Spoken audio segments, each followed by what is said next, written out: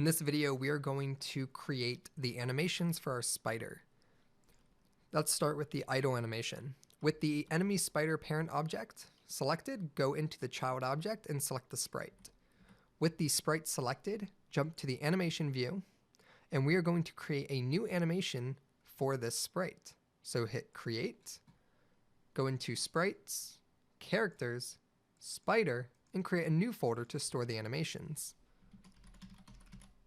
Let's call this idle. Save, and go into record mode. With the sprite selected, go into record mode, and we're going to drag sprite 0 through 30. You can select sprite 0, hold down shift, select spider idle 30, and drag all of them in. We're going to use about 15 frames per second for this. We can stop recording, and we can see here if we play it's super quick, but if we lower this to about 15 frames per second, then we get a nice idle pace. All right, and we may be able to adjust this even to 30 if we want to speed it up.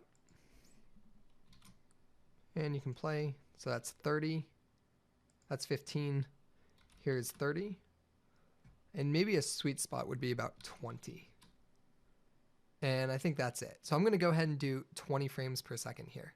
So just set your sample rate to 20, save your scene once you've done that. The next animation that we're going to create is the spider walk animation. So with the sprite selected, we're going to drop down our idle and we're going to create a new animation called walk. Save that out, go into record mode, and let's drag the walk animation from sprite 0 down to 30 and drag that in here. For this, for the sample rate, we're going to use 25 frames per second. You can stop recording, and if you play it, you'll see here it's very quick. And let's go for about 25 frames per second I've found is a sweet spot.